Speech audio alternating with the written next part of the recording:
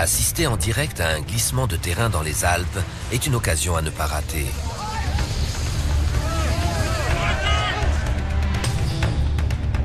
Mais pour des milliers de personnes qui vivent dans l'ombre du plus haut barrage d'Europe et qui ignorent la situation, il est déjà trop tard. Je me suis dit que le barrage avait cédé. On voit la mort en face. On pense que tout est fini. Les enquêteurs découvrent une stratégie stupéfiante pour contrôler l'instabilité d'un flanc de montagne et dévoilent ainsi l'effroyable vérité. Le drame de Vajon est imputable à l'homme. Il était inévitable. Les catastrophes sont rarement le fruit du hasard. Elles résultent souvent d'un enchaînement d'événements malheureux. Aujourd'hui, dans la Minute de Vérité.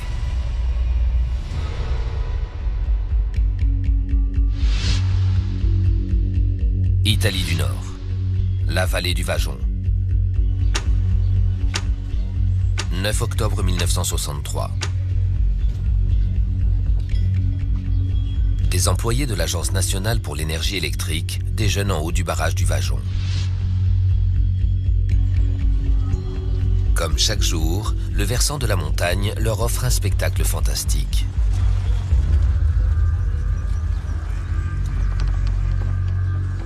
Des morceaux du mont Toc glissent vers le réservoir.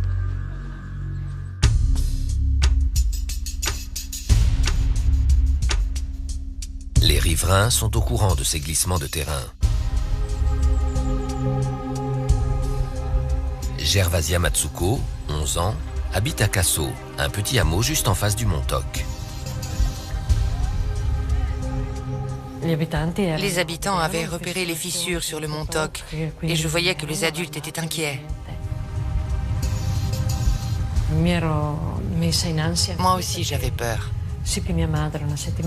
Une semaine avant, ma mère avait rêvé qu'elle suffoquait sous l'eau.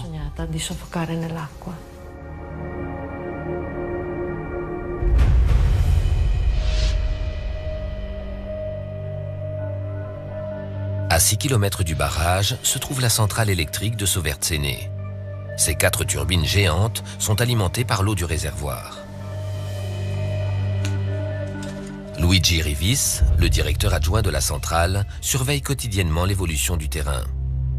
Aujourd'hui, les mouvements sont d'une telle ampleur qu'il se demande s'il n'y a pas eu d'erreur.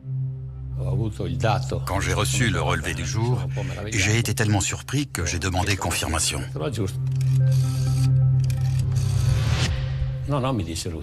Depuis la salle de contrôle, il voyait des blocs de roches et de terre tomber dans l'eau. En fait, le relevé indiquait que le terrain était sur le point de glisser.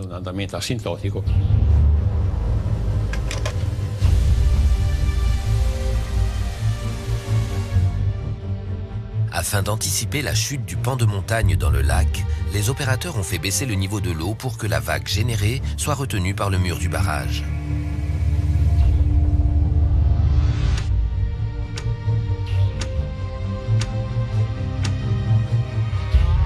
Sur le mont Toc, les représentants de la compagnie d'électricité demandent aux fermiers d'emmener leurs animaux ailleurs. Le prêtre Don Carlo Honorini perçoit l'angoisse des villageois. On était au courant qu'il se passait quelque chose, mais ce n'était que des rumeurs. On ne savait pas si le mont Toc allait s'effondrer, ni dans quelle mesure, ni même si le barrage risquait de céder.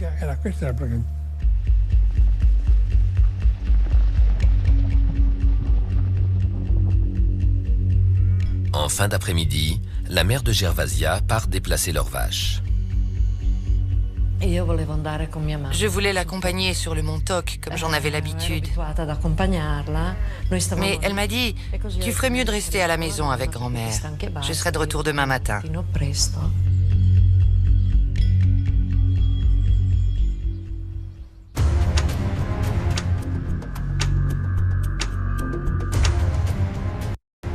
À Longarone, une petite ville située à 2 km de la base du barrage, une autre petite écolière, Michaela Coletti, dîne en famille. À Longarone, l'atmosphère avait changé depuis quelque temps. D'étranges rumeurs circulaient. Le père de Michaela travaille au barrage et sa mère a été effrayée par ce qu'il lui a dit. J'ai entendu ma mère dire « Il vaudrait mieux que les enfants partent ». J'étais sidérée. Je me demandais ce qu'on avait fait pour que notre mère veuille se débarrasser de nous. Mon père a répondu « Si le barrage s'effondre et que nous sommes condamnés à mourir, mieux vaut mourir tous ensemble. » À 18h, on nous a prévenu que le versant allait tomber. Et on nous a demandé de monter. Les personnes occupant des postes clés sont invitées à rejoindre les ingénieurs au sommet du barrage pour suivre le glissement. Mais Luigi a du travail à finir. Je voulais y aller, mais j'ai dit à mon collègue « Écoute, je suis désolé, mais il faut absolument que je finisse. » Alors je l'ai laissé monter seul.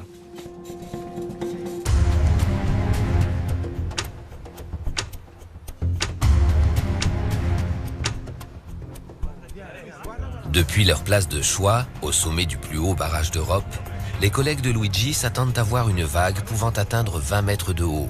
Un tsunami provoqué par le glissement du terrain dans l'eau.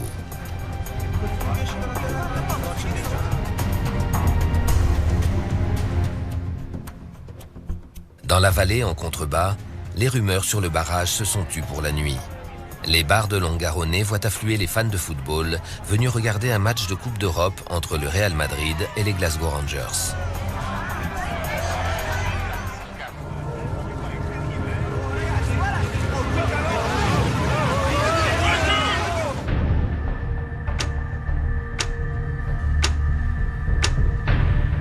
À Casso, bien au-dessus du barrage, Gervasia dort à point fermé. Soudain, la maison est engloutie dans un bruit terrifiant. Ce n'était pas comme si on entendait le bruit depuis l'autre côté de la montagne. On était littéralement dedans. C'était phénoménal. Ma grand-mère a dit, c'est la fin du monde.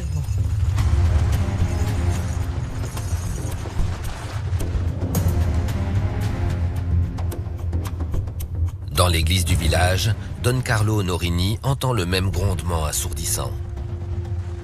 Je voyais un projecteur éclairer toute la zone du mont Toc.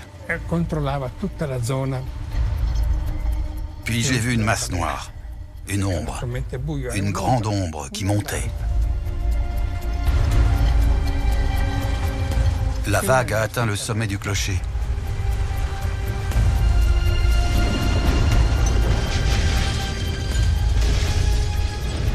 Et une pluie d'eau et de roches s'est abattue sur Casso. Je suis tombé à genoux en criant de terreur.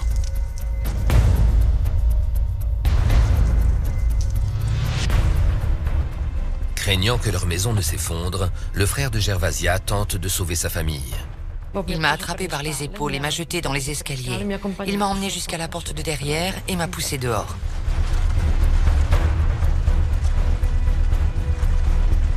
Casso se trouve à plus de 250 mètres au-dessus du réservoir, mais le hameau est submergé. Je courais comme une folle, car j'étais complètement terrifiée. Mon instinct me disait de courir droit devant moi. On pense que tout est fini.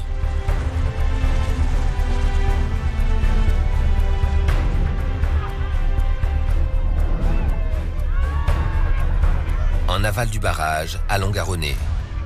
Plus d'éclairage public.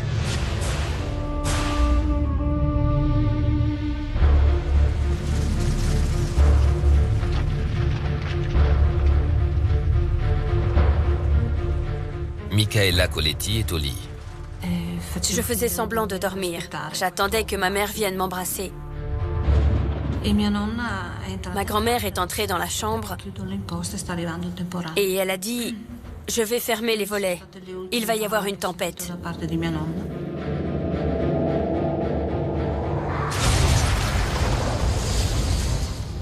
J'ai senti mon lit se plier en deux. J'étais coincée dedans.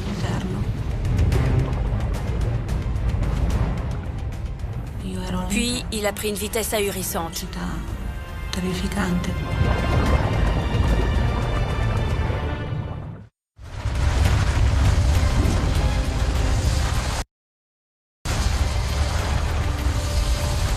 Un mur d'eau de 70 mètres s'abat sur Longarone et se déverse dans la vallée, ravageant les constructions et emportant des centaines de vies.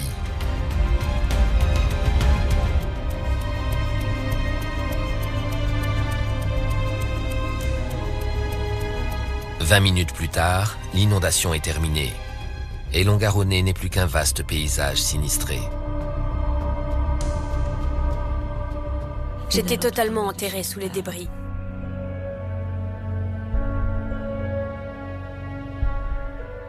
J'ai ressenti le besoin de faire l'effort de lever mon bras pour toucher mon visage. C'est tout ce dont je me souviens.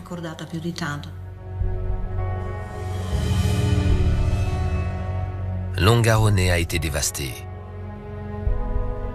Les secours s'organisent, mais ils retrouvent peu de survivants. Maisons, routes, lignes ferroviaires, tout a été balayé ou recouvert de débris.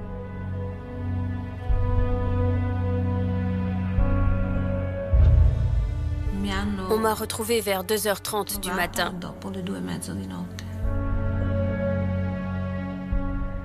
J'étais complètement ensevelie, avec juste une main et un pied qui dépassaient.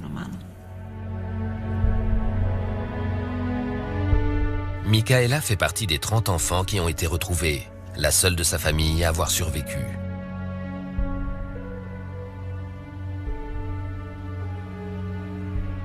Cette nuit-là, plus de 2000 personnes ont perdu la vie,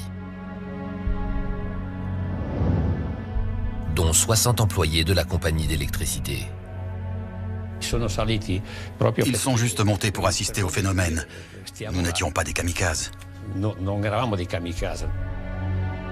Ils sont montés et ne sont jamais revenus. Ils sont morts à Vajon.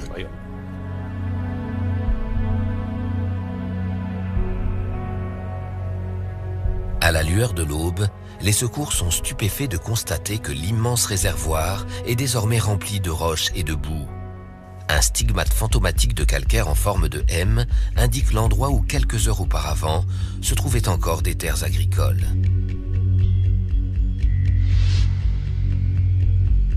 « 50 ans plus tard, cette cicatrice est encore visible et focalise toujours l'intérêt des géologues qui cherchent à comprendre les mécanismes qui ont semé le chaos à si grande échelle.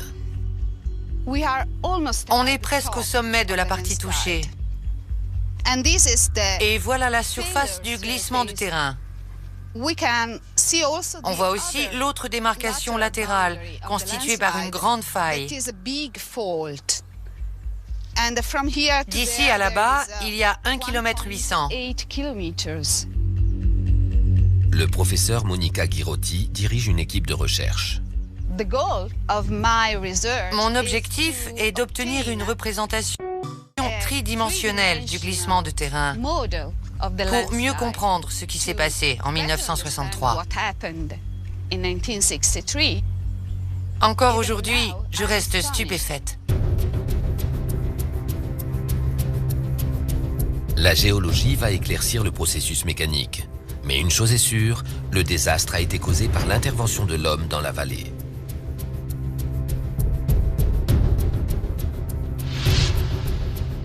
Le professeur David Petli est à la tête d'un projet international qui vise à comprendre, prévoir et empêcher les glissements de terrain. Expliquer la catastrophe de Vajon a été l'un des plus grands défis de sa carrière. En termes de victimes, le glissement de terrain de Vajon a été le plus colossal d'Europe depuis environ un siècle. Et c'est sans doute le plus important de tous les temps, car il nous a permis de prendre conscience de nombreux problèmes.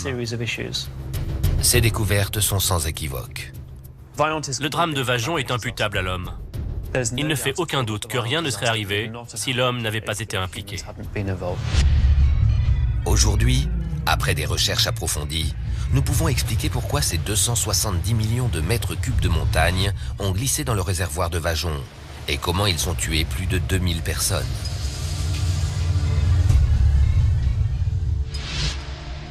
David Petli va retracer le raisonnement des ingénieurs de l'époque alors qu'ils tentaient de comprendre la géologie de la vallée. Il identifiera les erreurs cruciales qui ont conduit au désastre.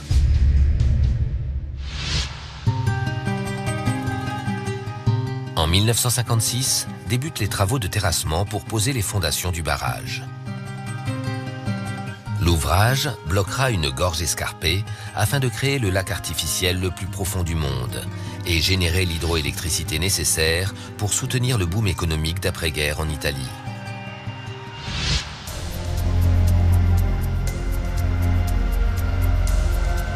L'ingénieur en chef est Carlo Semenza, réputé dans le monde entier pour ses barrages. Il s'agit de son dernier projet avant la retraite, et il sait que le massif spectaculaire des Dolomites lui offre une occasion unique. Les Dolomites font partie des Alpes. Elles sont essentiellement constituées de gros blocs de calcaire qui se sont élevés pour former d'imposants pics. Les versants abrupts de la vallée du Vajon en font un site idéal pour un barrage. Le barrage pouvait être assez étroit, donc relativement petit en termes de largeur, mais bien sûr immensément haut. Il allait retenir un volume d'eau considérable dans la vallée en amont. Carlo Semenza et son équipe de géologues inspectent minutieusement l'emplacement des futures fondations. Mais ils n'accordent que peu d'attention à la vallée en amont, qui finira par être submergée.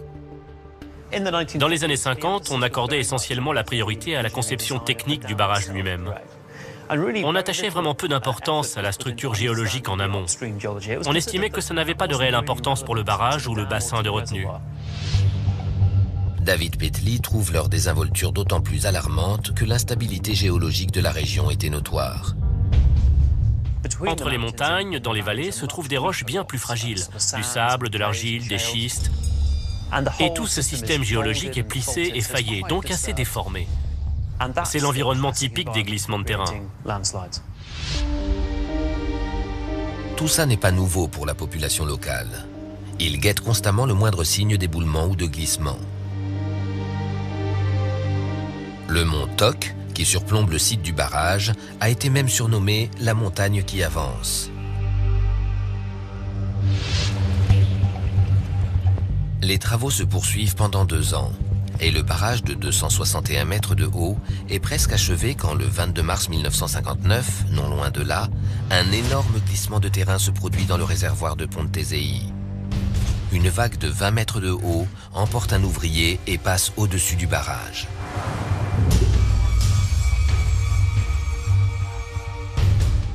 C'était une première.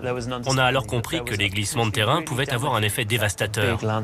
Et cet incident a provoqué une onde de choc dans l'industrie des barrages en Italie du Nord.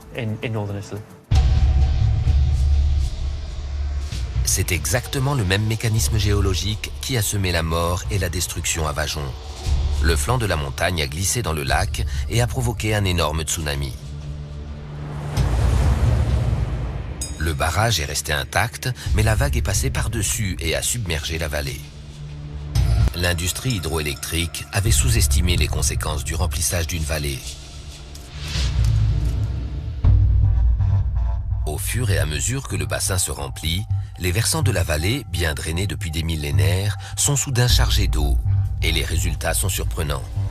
Une formation rocheuse qui semble solide est souvent constituée de plusieurs blocs maintenus par la gravité et les frictions. Il faut voir un bloc rocheux sur un flanc de montagne, un peu comme un bateau. Quand le niveau de l'eau monte, le bloc commence à flotter. Pas complètement, bien sûr, mais il est comme porté. Par conséquent, les forces de friction et la résistance au mouvement s'atténuent, augmentant ainsi les risques de glissement de terrain. Craignant de voir se reproduire l'éboulement et le tsunami de Pontesei, la compagnie d'électricité commande une étude des versants qui encadre la retenue dans la vallée du Vajon. Le géologue en charge du projet est le professeur Leopold Müller. Il envoie Eduardo Semenza, le fils de l'ingénieur en chef, ainsi qu'un jeune géologue réaliser l'étude. Eduardo Semenza examine le moindre recoin de la vallée et analyse les formations rocheuses. Quand il découvre des traces d'un ancien mouvement de grande ampleur sur les pentes avoisinant le barrage, les pires craintes de la compagnie semblent se confirmer.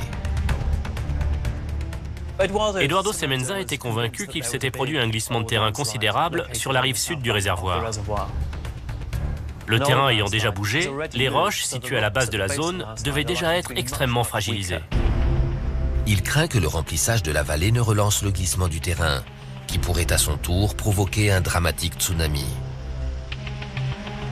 La même catastrophe qu'à Ponte Tesei, mais à bien plus grande échelle. La masse rocheuse qu'il avait identifiée se trouvait à moins de 100 mètres du barrage. Si ces conclusions étaient justes, le projet pouvait être intégralement abandonné. Pour le père d'Eduardo, Carlos Semenza, la nouvelle tombe comme un coup près et il ordonne une enquête plus détaillée. Si un gigantesque glissement de terrain a déjà eu lieu sur le site, il doit en rester des traces dans les strates souterraines. Les ingénieurs percent 3 trous de sondage dans la zone dangereuse repérée par Eduardo Semenza. Et l'équipe de géologues y cherche des signes d'anciens mouvements, des débris de roches ou des couches d'argile instables. Malgré une profondeur de forage atteignant 170 mètres, ils ne trouvent aucune preuve d'un ancien glissement de terrain. Le responsable du projet, Carlos Semenza, est soulagé. Son conseiller en matière de géologie, le professeur Muller, est confiant. Les versants sont constitués de solides blocs de calcaire. Les concepteurs du barrage ont donc conclu qu'il était possible que de petits éboulements se produisent sur les rives du réservoir, mais que les risques de glissement importants étaient quasi nuls. En février 1960, une fois écartée la menace d'un glissement de terrain dramatique, Carlos Semenza donne son feu vert pour la deuxième phase du projet.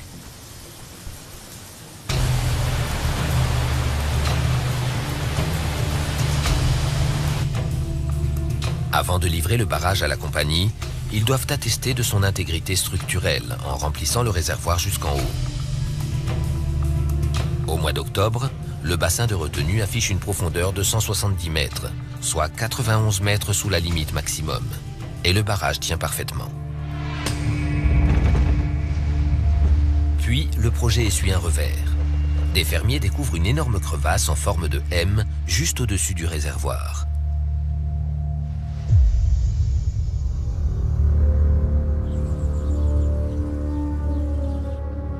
La fissure est vraiment grande.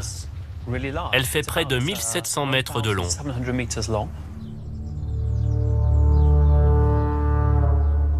Elle s'élargit d'environ 3 cm par jour. Cette découverte a dû être une terrible surprise pour l'équipe. Les craintes de la compagnie d'électricité se matérialisent quelques jours plus tard, quand un bloc de roche de la taille de 6 terrains de football tombe dans le réservoir et génère une vague de 2 mètres.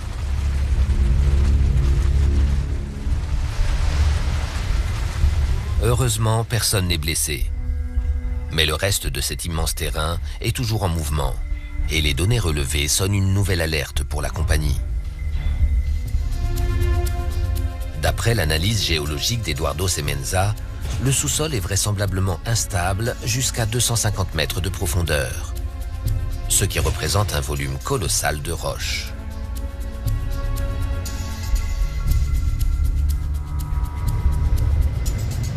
L'ingénieur en chef Carlos Semenza doit contrôler ce phénomène avant que la masse rocheuse ne s'effondre dans le lac et que l'eau ne submerge la vallée en contrebas.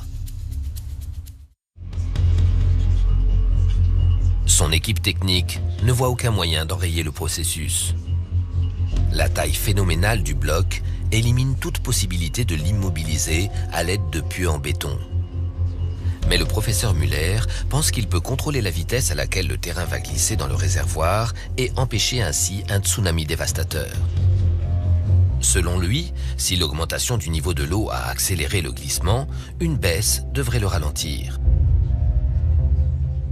Carlos Semenza teste immédiatement l'hypothèse du professeur Muller et ouvre les vannes de décharge. Sa théorie est simple. S'ils font baisser le niveau du bassin de retenue, l'eau quittera les versants. Les frictions s'intensifieront et les blocs de calcaire flottants seront à nouveau calés. Au cours des 2 mois qui suivent, l'élargissement de la faille passe de 3 cm à 1 mm par jour. Le glissement de terrain a ralenti et a même fini par se stabiliser. Ce qui a eu pour effet de conforter le professeur Muller et Carlos Semenza dans l'idée qu'une nouvelle hausse du niveau du lac relancerait le mouvement et qu'une baisse le freinerait encore. Même s'ils ne peuvent pas définitivement l'empêcher, les deux hommes sont convaincus qu'ils peuvent contrôler la vitesse du glissement dans la vallée. Ils proposent de contrôler la chute du gigantesque bloc dans le lac en utilisant le niveau de l'eau à la fois comme un frein et un accélérateur. Le barrage est donc prêt à produire de l'électricité.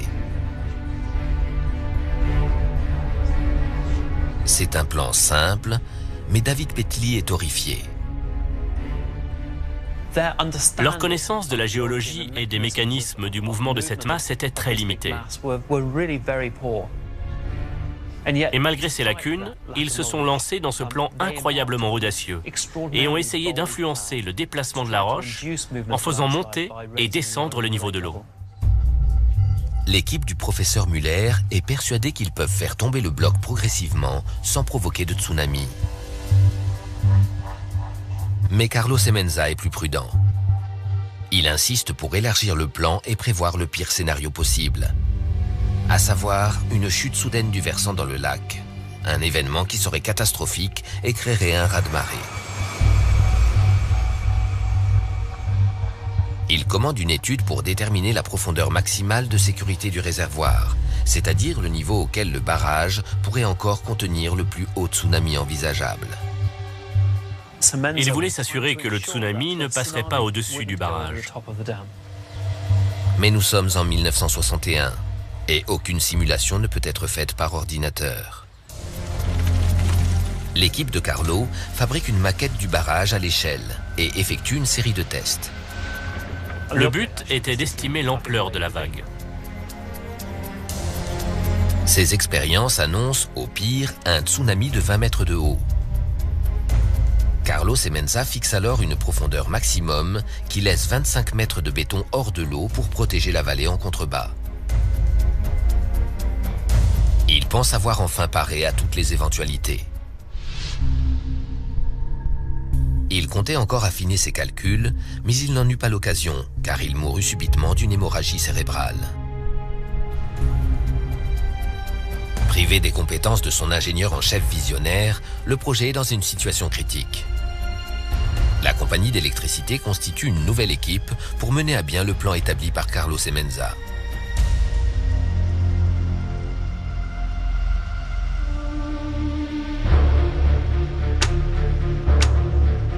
« 26 septembre 1963.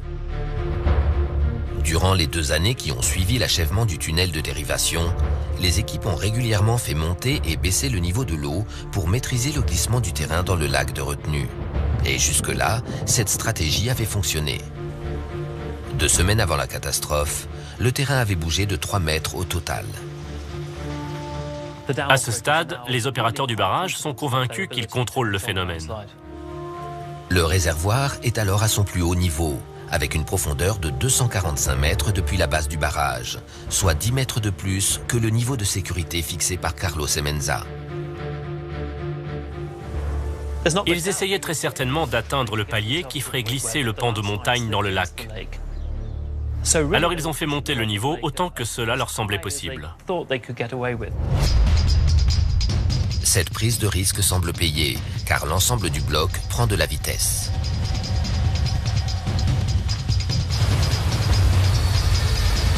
Les vannes de décharge ont été ouvertes pour que le lac retrouve son niveau de sécurité avant la chute finale.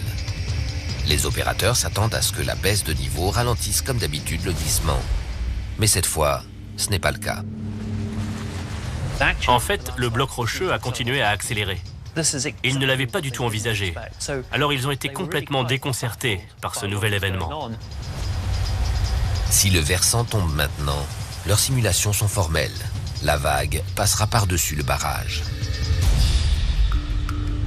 Pendant 2 longues semaines, les opérateurs font baisser le niveau aussi vite qu'ils le peuvent, l'essentiel étant d'éviter toute nouvelle perturbation. Mais le bloc continue à prendre de la vitesse.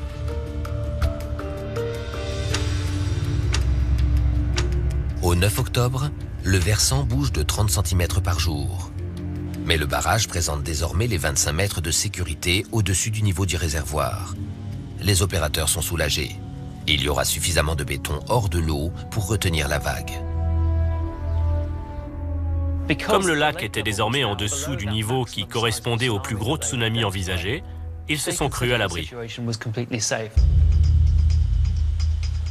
À tel point que les responsables de la compagnie d'électricité sont invités à assister à la formation de la vague. Et les riverains ne sont pas alertés du moindre danger.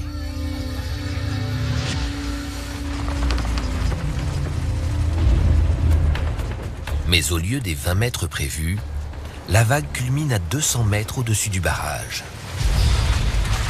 Elle est 10 fois plus haute que ce qui était annoncé.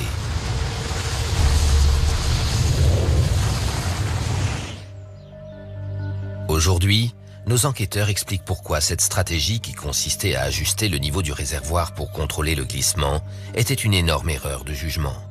Dès que le terrain a commencé à bouger, leur théorie sur son comportement était fausse.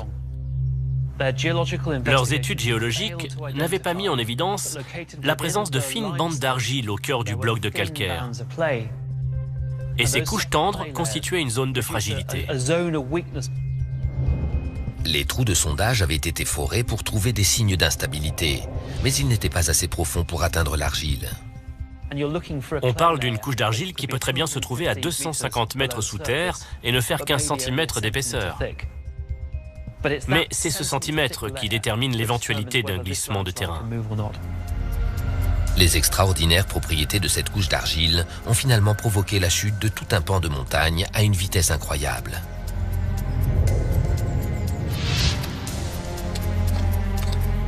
Les recherches de Monica Ghirotti ont révélé les dépôts d'argile qui avaient échappé à l'équipe. Voilà l'argile sur laquelle le terrain a glissé en 1963. C'est une couche continue. Quand elle s'est affaiblie, la masse rocheuse a bougé. Mais ces analyses portent également sur une autre caractéristique de cette fine couche d'argile. Cette argile est imperméable et ne laisse pas passer l'eau. L'étanchéité de ce matériau vient étayer une nouvelle théorie jamais envisagée par le professeur Muller. Les eaux de pluie ruisselant depuis les hauteurs pouvaient s'infiltrer dans la roche, puis se retrouver prises au piège. L'augmentation de la pression ascendante exercée sur l'argile a pu ébranler la surface du versant. Mais il a fallu un énorme volume d'eau pour faire glisser toute la masse rocheuse. L'équipe de Monica Ghirotti a réussi à prouver que les eaux de pluie de la partie supérieure du mont Toc s'étaient accumulées dans le calcaire situé sous le pan qui s'est détaché. Après de fortes pluies, une grande quantité d'eau est restée piégée sous l'argile. Ne pouvant s'écouler, elle a fait monter la pression et le terrain a subi une tension supplémentaire. Pour la géologue, il est évident qu'en se focalisant uniquement sur le niveau du réservoir, les ingénieurs de l'époque sont passés à côté d'une donnée cruciale. Ce n'était pas une bonne stratégie, car le professeur Muller n'a pas pris en compte les couches d'argile. Donc, il contrôlait le niveau du lac, mais pas des eaux de pluie. C'était sans espoir.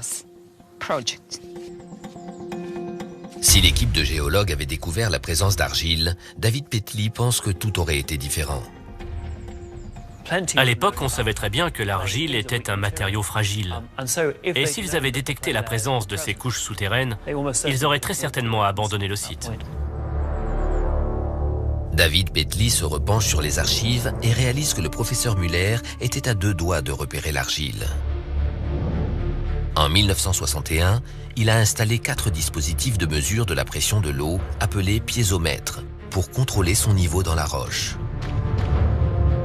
Il voulait s'assurer que le pan de calcaire se comportait comme sa théorie l'avait prévu. 3 des appareils ont confirmé ces prévisions, à savoir que le niveau de l'eau dans la roche dépendait du niveau du réservoir. Mais dans les données du 4e piézomètre, David Petley trouve la preuve flagrante de la présence d'argile. Le niveau de l'eau dans ce trou de sondage n'avait rien à voir avec le niveau du lac. Le piézomètre indiquait un niveau élevé, quel que soit celui du réservoir. Ces données indiquent probablement que les couches d'argile piégeaient de l'eau sous haute pression sous la masse rocheuse. Mais le professeur a considéré que ce piézomètre était défaillant et que ces mesures étaient fausses. Comme les résultats de ce trou de sondage n'étaient pas conformes à leur théorie sur la manière dont se comportait le terrain, ils les ont ignorés. Pour David Petley, le désastre trouve son origine dans cette incapacité systémique à comprendre la géologie du mont Toc. Cette tragédie prouve au moins une chose. Si votre hypothèse ne peut expliquer certains des phénomènes observés, c'est qu'elle n'est pas correcte. Le dysfonctionnement ne provient pas du terrain. Et si vous ne faites pas évoluer votre théorie, vous rendez possible l'éventualité d'un éboulement aussi colossal que celui-ci. David Petley a désormais compris les causes de l'accident. Mais il reste encore un mystère à éclaircir. Pourquoi l'ampleur du tsunami a-t-elle dépassé de si loin les prévisions?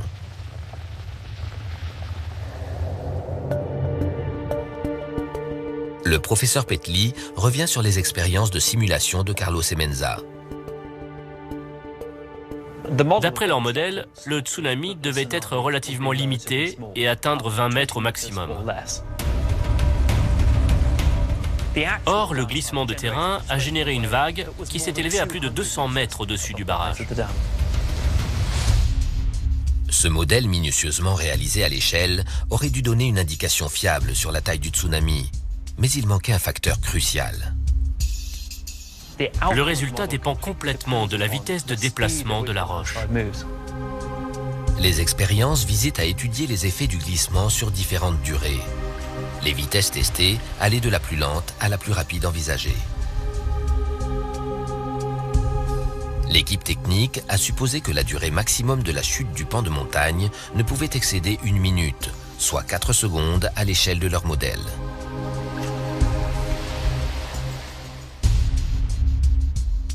Mais en étudiant les données de la nuit de la catastrophe, David Petley découvre qu'il n'a fallu au versant que 45 secondes pour tomber. Bien que cela ne représente que 15 secondes de moins que leur prévision, cette erreur de 25% a suffi à invalider les résultats de la simulation. Le modèle qu'ils avaient construit était très bien conçu, mais dans les simulations par ordinateur, on dit souvent que la qualité des résultats est fonction de la qualité des données à l'entrée. Et dans ce cas, comme ils sont partis du principe que le terrain glisserait lentement, ils sont partis de données erronées et ont donc obtenu des résultats trompeurs. L'utilisation de résultats inexacts a eu des conséquences terribles. La vitesse de l'effondrement a déconcerté les...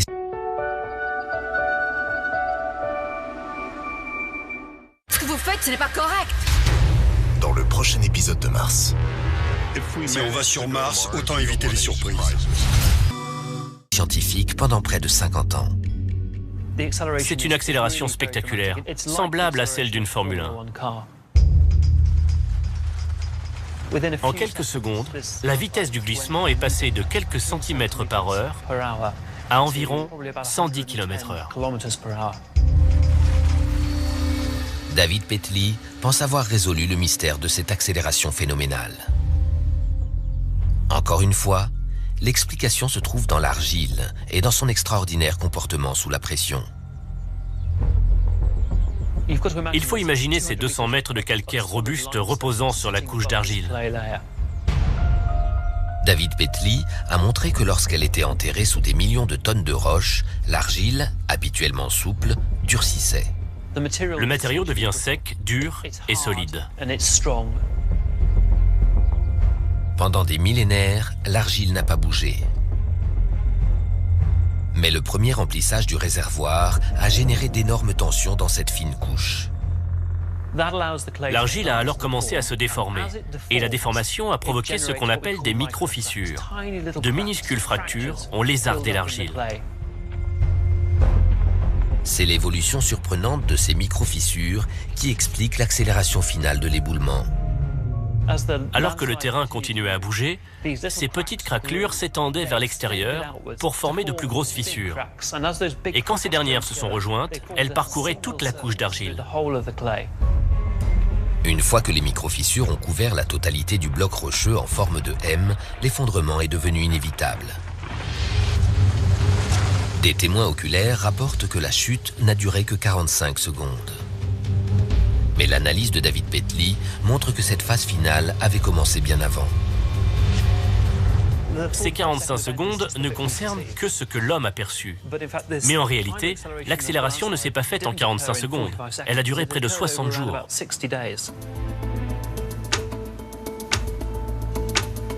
60 jours avant l'ultime chute, le réservoir est à un niveau exceptionnel, à seulement 25 mètres du haut du barrage.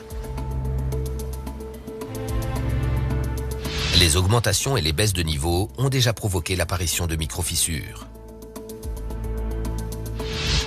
Mais à ce moment-là, les fissures sont si nombreuses qu'une réaction en chaîne s'est amorcée et elle commence à s'étendre d'elle-même. Et c'est cette micro-fissuration qui contrôle désormais le mouvement de la roche. À ce stade, les opérateurs n'avaient vraiment aucun contrôle sur le comportement de la roche, même s'ils pensaient le contraire. Puis les quelques endroits épargnés de la couche d'argile se lézardent à leur tour de plus en plus vite et le glissement de terrain s'accélère.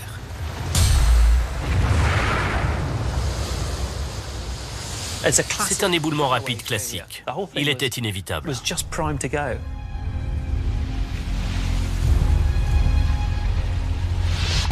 Après 50 ans d'incertitude, nous sommes en mesure d'expliquer comment la construction du plus haut barrage d'Europe s'est terminée en tsunami qui a balayé toute une communauté.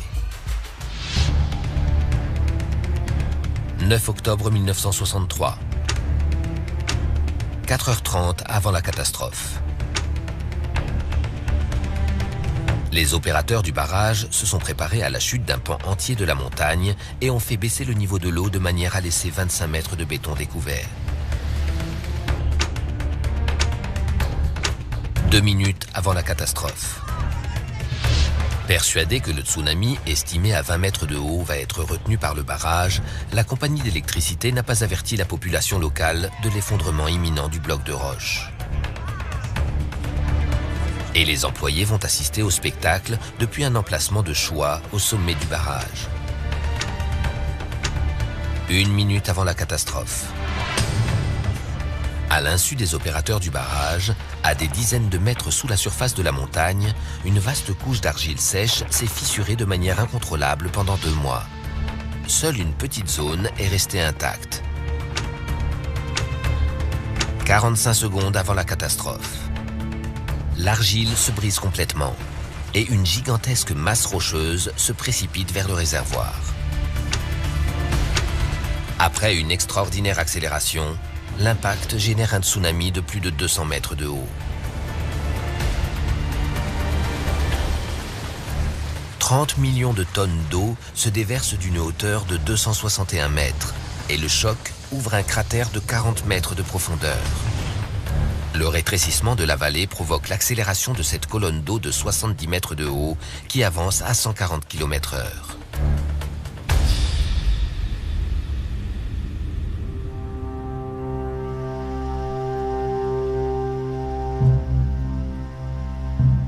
Longarone est anéanti en moins de 2 minutes. J'ai jeté un œil depuis l'hélicoptère et j'ai vu l'endroit où l'eau avait touché le sol. Toute la vallée avait disparu. Une vallée entière évaporée. Vajon est un parfait exemple de la folie des hommes et de leur difficulté à comprendre et à gérer les systèmes naturels. La stratégie qu'ils ont adoptée pour contrôler le glissement du terrain était complètement inadaptée et a finalement causé le drame qui s'est produit. En 1971, 2 personnes ont été reconnues coupables d'homicides involontaires multiples, dont l'ingénieur en chef qui avait succédé à Carlos Semenza. Il a été condamné à 2 ans de prison. La compagnie d'électricité a dû verser des indemnités aux victimes. Le barrage du Vajon, l'un des chefs-d'œuvre techniques d'Italie, n'a plus jamais produit d'électricité et n'est plus qu'un vestige dans le paysage.